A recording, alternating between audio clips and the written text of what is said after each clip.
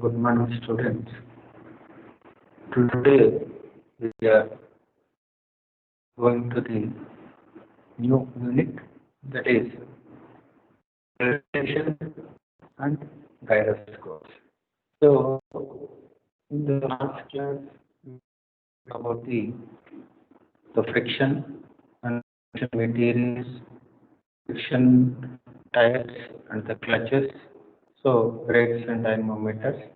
Okay, these are the different topics we have covered.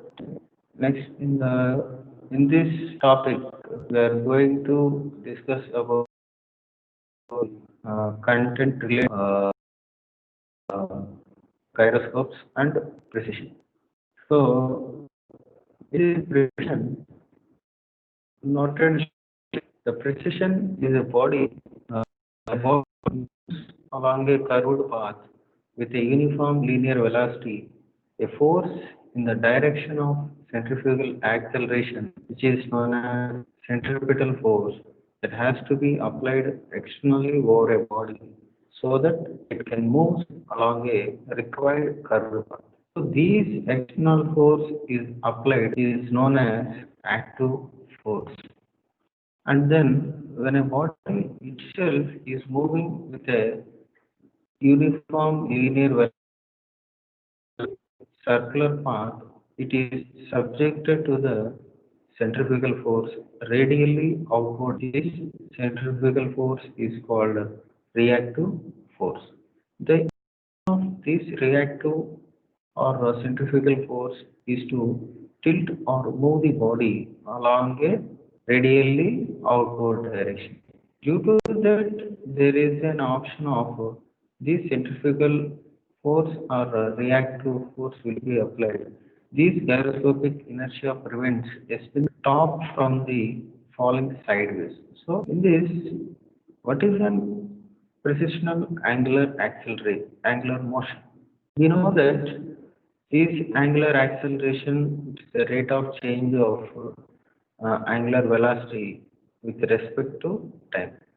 So the rate of change of displacement is called a velocity. The rate of change of velocity is known as a angular acceleration. So in this, we are going to take a vector quantity which is represented in a right hand screw rule. So with that, we are going for a diagram of this precisional angular motion. So for that, we are considering a disk which is showing in the figure. That is that the revolving or the spinning about a axis OX, which is known as axis of in anti-clockwise direction when seen from the front. That is the direction of viewing. The disk is rotating in direction. And the same way, when it is with an angular velocity omega is in the plane at right angles to the paper. So after a shorter interval of time delta t, let the disk is spinning about the new axis of the spin, that is OX dash, that is which is available at an angle of delta theta with an angular velocity omega plus omega delta t omega.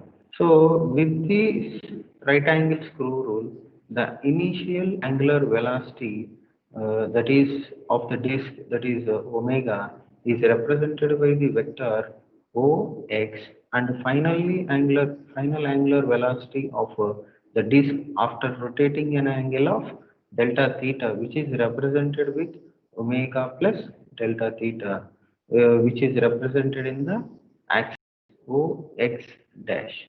So with that, we have to form a the vector x dash represents the change of angular velocity in time delta t, that is called angular acceleration of the disk.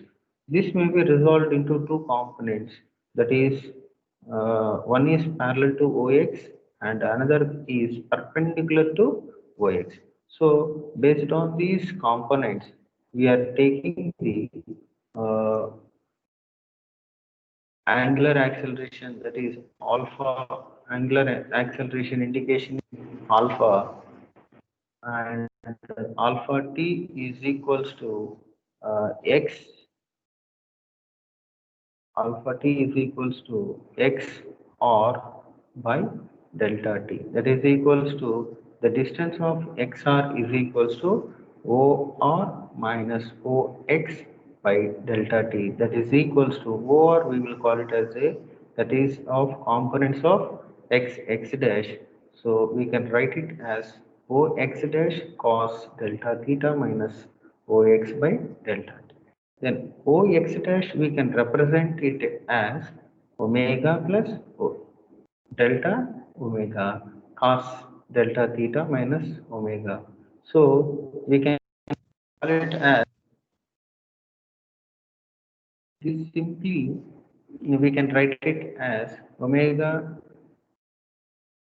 we can simply write it as omega cos delta theta plus delta omega cos of delta theta minus omega by delta t. So by eliminating the delta theta value, so the angle of inclination is very smaller. So delta theta is very small. Therefore, by substituting cos delta theta is equals to 1, we have alpha t is equals to delta omega by delta t. So in the limit of extension, when delta t is tends to 0, that means alpha t will be tends to infinity. So since del numerator by denominator, the denominator content is delta t, that is 0. So numerator by denominator, which one is the higher means the numerator is the higher, so it may go for the infinity value. So the limit may be extended to the ratio of delta t, that is 0, the angular acceleration in the time period. So the alpha t is limit tends to 0, delta omega by delta t is equals to d omega by dt. Then components of angular acceleration in the direction of perpendicular to ox.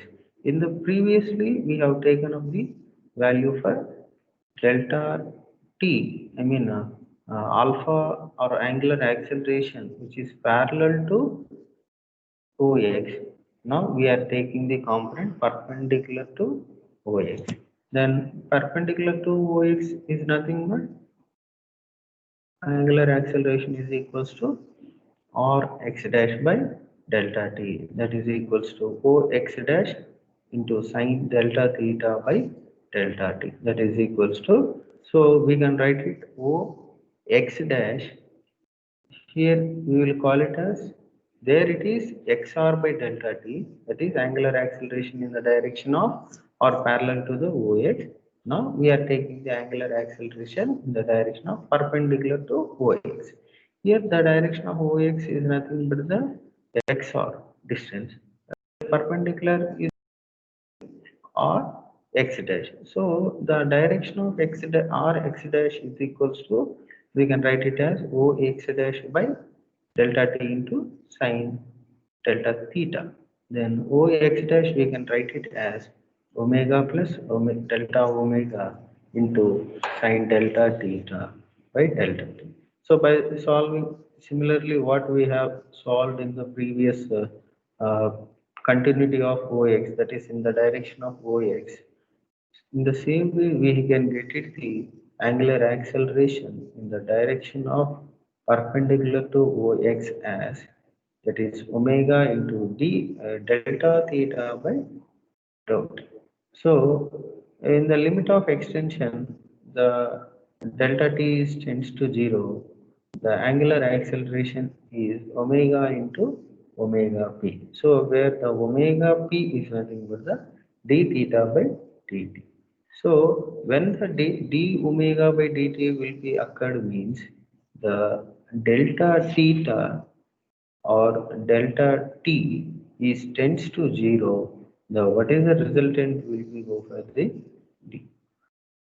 Therefore, the total angular acceleration of the disk is the vector x dash.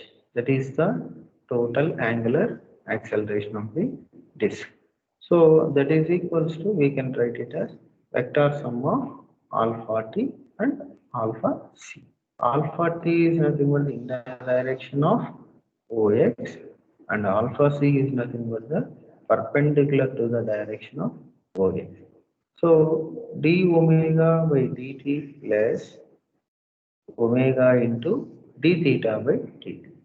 As we know, just now we discussed that d theta by dt, we can write it as omega p. So therefore, finally we can get it the data as d omega by dt plus omega into omega p. By simply we can write it अच्छा,